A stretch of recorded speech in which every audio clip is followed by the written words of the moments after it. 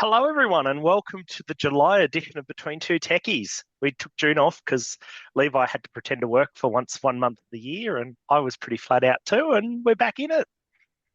Yeah, it's always that month of the year where I say I'm busy, I'm so busy, I'm so busy. But those that know me know that I'm sunning myself on a beach up, just chilling out. I wish. Yeah, tell me how you really feel, mate. Yeah, just a small amount of PTSD each year from the end of financial year chaos. Just a little smidge. So Oh, that's all right, mate. You got to have a little bit of stress in your life. It's good for you. exactly, that's exactly it. Oh, very good. So I guess I don't know. We were talking earlier, and sort of like at the moment, everything is happening and nothing is happening. Yeah, it's a whole lot of busyness and a whole lot of nothing all at the same time. Yeah. Well, I guess the obvious headline that we might kick off with is Telstra's little boo boo yesterday. And the Yep. joke in the IT industry has always been it's always DNS or time. Yeah. So today it was time. Yep.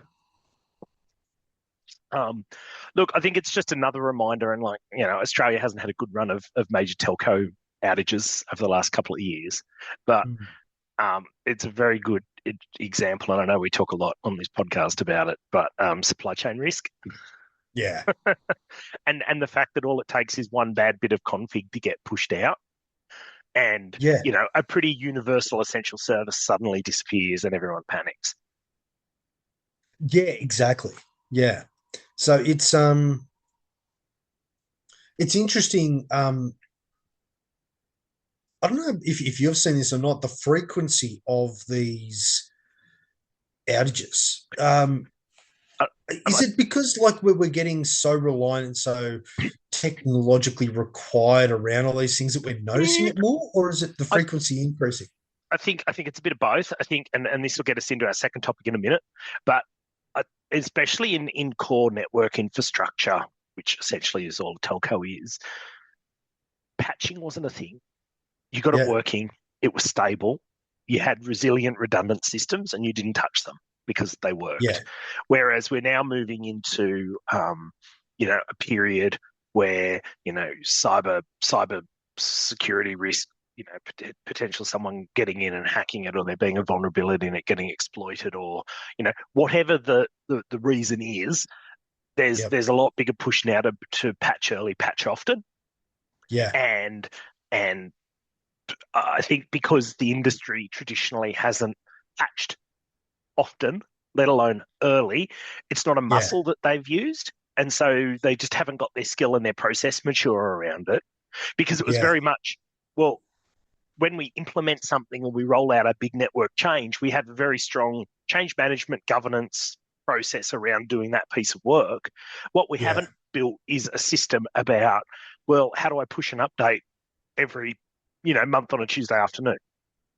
Yeah. And I think that's part of it.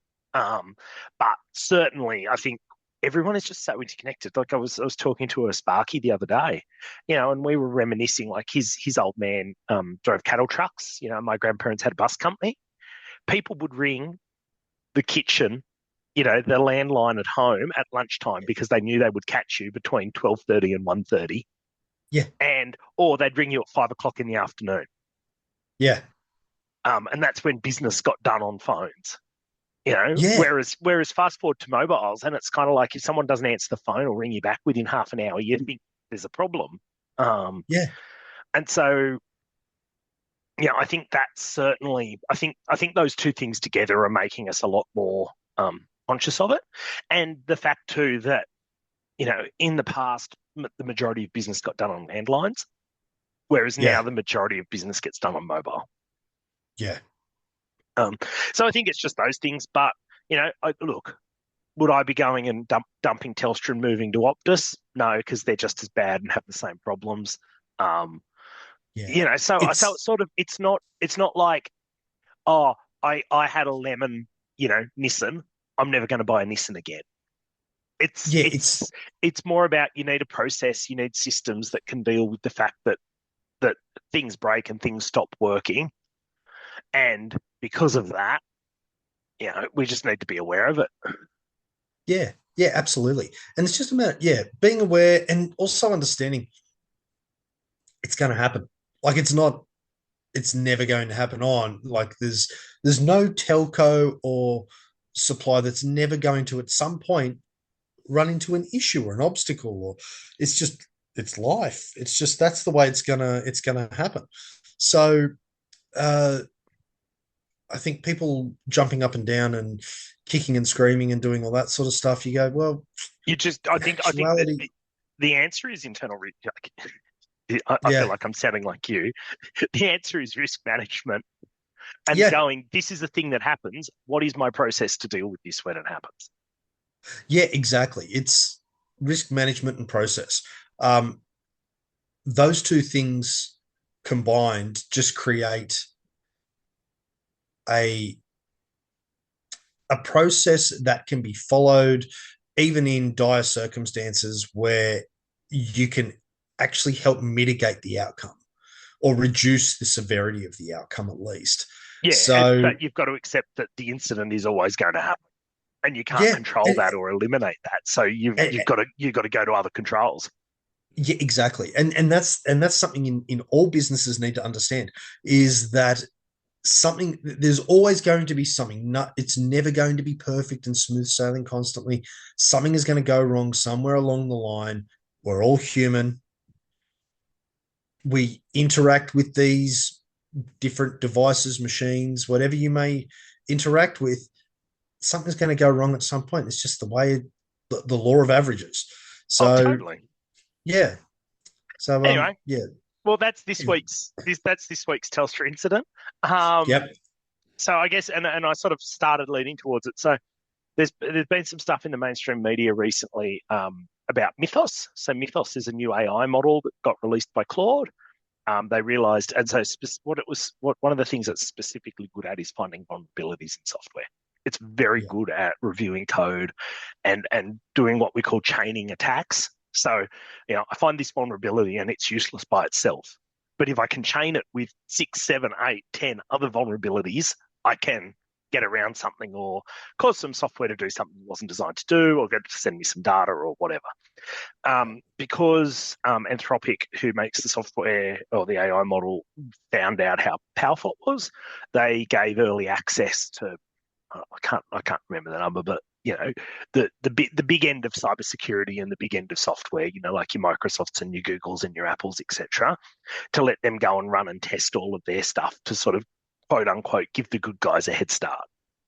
Mm. Um, they went to release it. The US government then put sanctions on it because obviously it's could be used, nefariously, um, rightly or wrongly. But the reality was that was the headline. What we're really looking at now, and I was listening to a podcast last week, Take Two on security, which is Chet and Ben from Sophos do it, and talking about the patch apocalypse. So we're talking in the IT industry about the patch apocalypse, and this comes back to like the Telstra thing and us talking about patching it a Yeah. lot, which is, if you're a Microsoft and you're closed source, in other words, the source code is private, it's proprietary, no one has access to it except Microsoft. They can run all these vulnerability tools. They find all these vulnerabilities and then they patch them. And so, what we're seeing in an average patch Tuesday, and patch Tuesdays, because that's when Microsoft releases its patches every month, is, we're seeing a 5 to 10x increase in the number of things they fixed every month. Not a problem. If you're patching, the vulnerability is not out in the wild. Yeah. The risk comes out of open source software. And there's nothing wrong with open source software. The whole internet runs on it. The world runs on it. It's fine. But the issue is because the source code's public, anyone can go and be doing all of that vulnerability checking at any time. And so as soon as the vulnerability is disclosed, it's out in the open for anyone to use. And so the Yeah. risk there is we need to be patching as soon as we can. But does the patch exist? And so, the reality is we've got a bell curve where we're starting to enter at the moment where we're going to be patching more than we've ever patched before. But in the next, depending on who you talk to, the next 12 to 18 months, we will also reach peak patch and we will never have to patch so much ever again because all of the new code that's being built and everything has all this tooling. And so it Yeah. would be built better and safer with less vulnerabilities. but it's just how do we eat the elephant and get through the next 18 months. And I think the people, especially you see government talking about critical infrastructure and the like. It's certainly they've got to get that patching muscle very strong very quickly, or we're going Yeah, to have problems. I think so.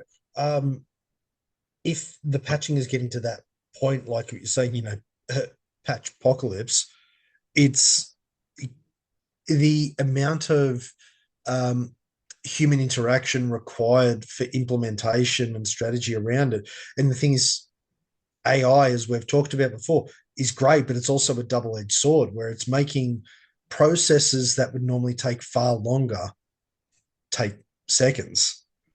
So all of a sudden, problems that would take ages to find or locate, they're just going out there and out there, which is why the patching is just becoming Yeah, and fivefold, so tenfold. and we've just got to do it, right? You've just got to accept that you need a process to do it, and you just get on with it. Yeah, So I mean, that's probably like my big thing. I know you're finally starting to see government do something about cyber insurance, which I'm sure is making you very happy. absolutely. It is making me very happy in regards to state and federal. So we've seen it New South Wales, ACT local, AC, and then federal on a federal level. The other states will follow suit. So I dare say Victoria, Queensland, and the rest of the states will follow suit. But New South Wales definitely has already started this, and so is ACT and federal. The tenders that are coming up, uh, it's already started where they're saying there is a requirement for you to have cyber insurance, no matter what type of work that you're doing. Uh, the requirement for that is there, and they're actually stating specific limits too, depending on what you're doing and how you're doing it. Cyber is becoming a requirement. So if you're doing something that requires a security clearance of any kind, we are seeing them ask for significant limits, even from small operators, where they're saying, "Oh, look, a sole operator, we're requiring minimum sort of 2 million, but preference is going to be 5 to 10 million," which is interesting because the requirement for some people needing that is very low. Well, Um, and but especially if you're a sole trader, whatever, I, I would question whether an insurer would even want to give you that much cover. Well, yeah, and this is the problem that is going to be the next hurdle in this whole process of going, well, government's asking for this. It doesn't necessarily mean the market's going to respond in that same way. They're going to go, in actuality, your limit would be, the exposure that we're looking at, depending on the situation, they're going to say the max cap for you is going to be 500,000 or 1 million. Like they're probably looking at 1 million going, that's pretty That's about. significant for, But but you understand it, and I mean this is like we had Charlotte on in May talking about this, but like this is where your supply chain risk comes in because the government's exposure is worth 3, 5, 10 mil if yeah, there's a catastrophic incident. well, that's exactly, and that's the thing, cascading point of failure, right? So Oh, that's where the sex. That's you using some sexy Levi insurance talk, isn't it? absolutely, mate, that's the sexy talk for today. Um, so a cascading point of failure. So in insurance terms, is basically the point at which there's a knock-on effect to third and fourth party, but the origin point is you, the client, right? And do I So assume in that it gets worse at each step? yeah, There's $250,000 worth of badness here that then yeah. snowballs into $500,000 worth of badness that then snowballs into a Snowballs into a million, million, and so snowballs on. into bigger and bigger and bigger and bigger. Yeah, yeah. And when you're dealing with government, which is part of the reason why this is starting to be a thing with all their tenders that are coming through, if there is a breach and the information is uh, lucrative enough, secretive enough, powerful enough, and it Whatever. could be like whatever it may be, it could be even a bad third party state actor who's coming after a small sole trader.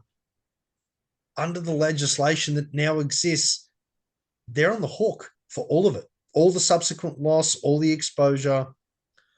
And if it snowballs into something much bigger, they're still on the hook. Yeah, it's interesting. It's very interesting. Mm. But look, it's a good step in the right direction. In other news, government's announced that they were going to retire Essential 8 and they're going to Hey, be rolling out a new program. And there's a request for comment from parliamentary inquiry at the moment. But basically, they're looking at a more holistic, but they and it'll be interesting to see what happens because they're labeling the new system as enterprise because the problem was E8 was never built for small business. Um, yeah, and I'm hoping and we're expecting to see that SMB 1001 becomes the standard for small business because it's much more appropriate, achievable, and relevant, um, yeah. and well rounded. Um, which I guess brings me into our last topic for today, which is it's audit season for all our not for profits and larger Yeah. than 50 mil clients. Um, and the audit questionnaires are starting to get good, but they're starting to get bad. So back in the day, it was, do you have backup? Yes. Did you test your backup? Yes. Do you have MFA? Yes. That was about it. And that was it. Yeah. Whereas now they're saying, and I'm reading off a questionnaire here, what are the NFP's current cybersecurity policies and procedures? Like, list them. We want to know. We want to Yep. see that you've ticked off all the big things. We want proof. How often are these policies reviewed and updated? We want to see that there's a structured review cycle and continuous improvement process. Um, who's responsible for managing cybersecurity at the NFP? Actually, a trick question. Levi, what is the correct answer? And what is the answer everyone is going to say? All right. Well, I'll start with the answer everyone's going to say. My IT guy, straight away, they're going to say, "Oh yeah, no, my entire IT policy and procedures. I've got an IT company, and I'm Yeah. gonna get them to do everything." Oh, you Um, are 100% correct, Levi. yep. Now, Or it's Barry, the volunteer, that is a bit good at computers and volunteers for us 1 day a week. It's one of the two, right? it's one of the two. While the correct answer is we have a full, very clear list of process and procedure around cyber and etiquette around it, and including emergency response. People that are responsible, you need key managers that are also clear and designated as the leaders of any incident or response. But everyone in the organization is responsible for flagging an issue, making sure it reaches the correct person, and understanding what the response is. Everyone in the organization needs to know, and it needs to be made clear. And to top that off with a cherry, the Yep, directors are the ones that are liable for leading the cybersecurity management, risk, everything. It's the everything. board. The end. It's 100%. always the board. But yes, you 100. you are correct. Right. Yep. Then we're getting what types of sensitive data does the NFP collect and store. So now we're trying to work out what our exposure is, and these questions are not so much to get anyone in trouble, but they're about is the entity aware of what their risk profile is? Yeah. You know, And the then thing that what we're also seeing as well, and this was pointed out to me the other day, NFPs, surprisingly, a lot of them hold a lot of not just PII, but PCI, which is really interesting that they're doing that because so many of them are doing outreach programs where it's on direct debits for vulnerable people in the community, or they have automatic systems set up with government agencies for funds to transfer, and they're holding governmental PCI. which is even scarier. Um, Yeah, and we get onto that in a second. Um, how is sensitive data protected? So what do you do about it? Then what measures are in place to ensure data privacy for members and customers? In other words, so not only how is it protected, but what measures and controls do you have around that? Then there's some boring network security stuff that's like, do you have a firewall? How's it protected? Is stuff up to date? Boring stuff. Then they're getting into a whole section on access control. How do you track who in the organization has access to things? Are you using least privileges, access privileges, and all the rest of it? yep, Which, look, all of this stuff's great if you're a larger, more corporate NFP. But if yeah, you're a genuine little charity with 4 people, it's pretty daunting stuff. oh Um, yeah, Then it's got a whole section on incident response. Do you have a plan? When was the last time it was tested? And do you have a comms plan and what does it look like? Then they've got a whole, are you doing regular cybersecurity training, phishing training, all that sort of stuff? Backup and recovery is the same boring questions it's always been. Do you have a backup? Have you tested it? How long is it going to take you to restore? Um, Interestingly now, though, and this leads to what you were talking about before, compliance. What regulatory and compliance requirements apply to the NFP's data? That was where Yep, you were going, wasn't it, absolutely, mate? um, absolutely. and then how do you ensure compliance with the Privacy Act and anything else? And then are there regular assessments? So it's getting very prescriptive.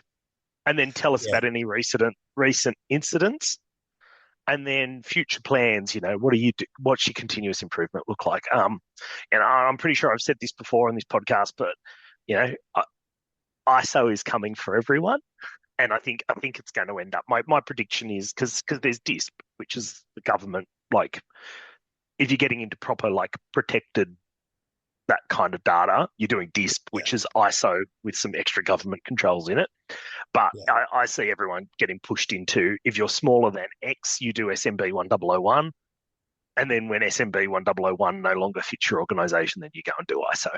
Because all of this stuff is formalized risk management, right? yeah, yeah, and And do that's you it. think It's just formalized risk management, and and and do you think how do you think the insurance industry is going to they're respond? following They're going to suit. like, yeah, and they're Yeah, just going to start ratcheting up and ratcheting up and ratcheting up. yeah. Well, we're actually already seeing it in the not-for-profit space. So the specialty insurers that exist in the not-for-profit space, their security. Uh, so some like a lot of them are using like their underwriting agencies. They're using ASIC approved security, and they're turning around and going, "Hey, we're going to ramp up our requirements of the hurdles that people need to hit in order to even qualify for the insurance in NFP space anymore." So they're asking them to provide physical copies of all of these processes and procedures. And if they can't do it, they go, sorry, no insurance.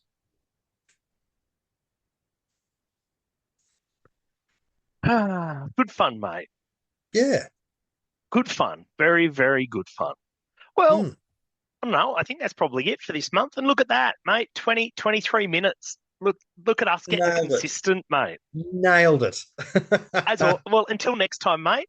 Actually, I think next time you and I are going to be live on stage talking at the next level conference at the Western Sydney Convention Centre, Absolutely, and mate. we're Only a having couple.